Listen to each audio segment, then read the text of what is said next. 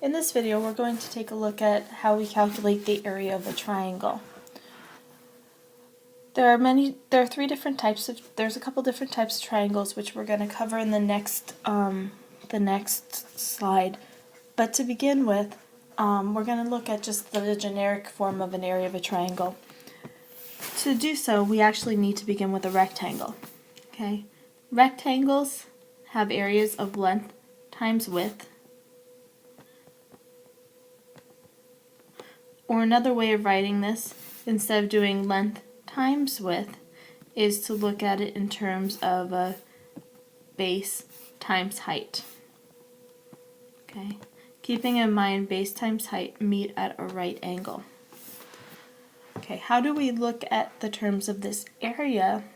Okay, this red space, and instead of looking at it in terms of a rectangle, look at it in terms of a triangle. Well, I can take this whole entire area and split it by drawing what's called a diagonal.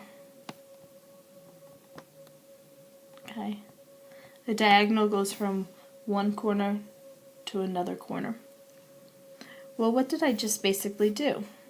If I look at it in terms of how much space I took away from the rectangle, or split the rectangle into, didn't I split the rectangle in half? So therefore, if I look at the area of a triangle, given by this example, I have half of the area of the rectangle, in other words, half of base times height. Okay, so let's break this down a little bit. Okay, in general, this is going to be the area of a triangle. Okay, where the B and the H, the base and the height, have to meet at a right angle.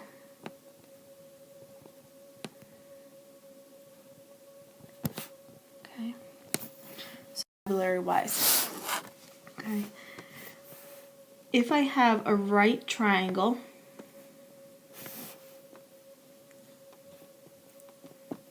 okay, this is going to be pretty simple. If I'm given this measurement and this measurement, what are called the two legs, okay, I just multiply them together and then cut them in half. So if in this case, if I gave you this side is 3, this side is 4, I could do 3 times 4 and then figure out what half of that is. So 3 times 4 is 12, half of that is going to give me 6 units. And once again, we're doing units, square units, because I am multiplying two sides together. If, on the other hand, I don't give you this measurement, but just give you 5 here, I can't calculate it based off those two values. I need to know what H is, in this case 3, okay, in order to get the proper measurements. Okay. There are going to be two other types of triangles here. Okay, one is what's called an acute triangle. Okay, in which case all three angles are acute. Okay, and none are right.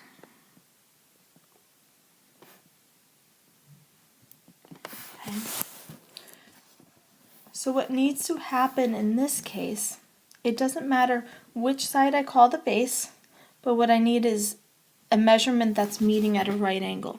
So usually what ends up happening is they'll drop sort of what's called an altitude. Okay, they'll show it meeting at a right angle, and they might tell you this is 5 and this measurement is 6. Okay, in this case, and this might be 7 and this might be 8.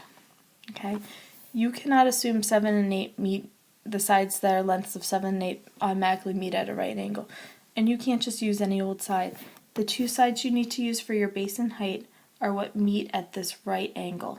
That's going to be what's going to be essential. So in this case, the area is going to be half of that 5 times that 6. 5 times 6 is 30. Half of that is going to be 15 units squared. Okay. Just like there's an acute acute triangle, there is also going to be an obtuse triangle.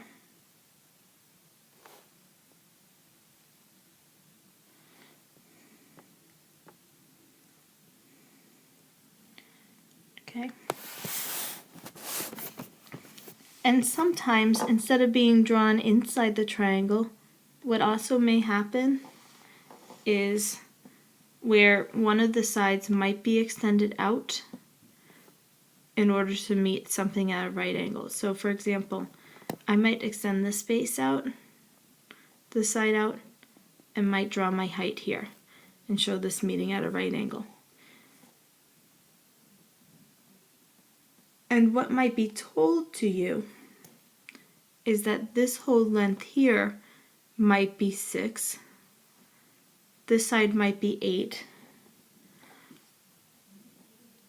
and this might be, say, 13. Okay?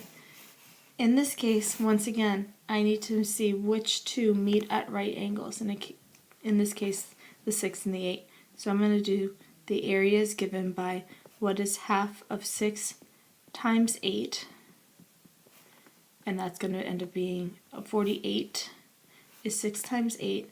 Half of 48 is 24 square units. Okay. So that's pretty much about it. So the key parts of remembering, to summarize, another page. The area is given by 1/2 base times height.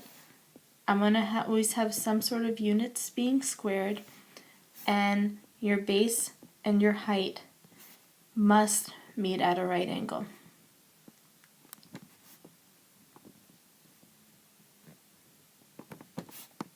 Okay, and there we go. We have the area of a triangle.